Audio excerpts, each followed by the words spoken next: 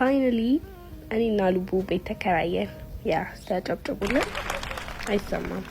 ቴንክ ዩ። ይሄ መጀመሪያ ቀን ቤቱን ለማየት ድንቅ ነበረ።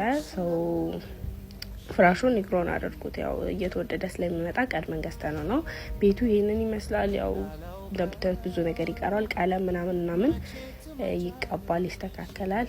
በዚህ ሰዓት ሲመስለኝ ቦስ ምን ሆኜ ነው በዚህ ኑሮ ውድነት እቺ ልጅ ለመደራጀት እና እሷን ለማግባት ያሰብኩት እያለ ይመስለኛል።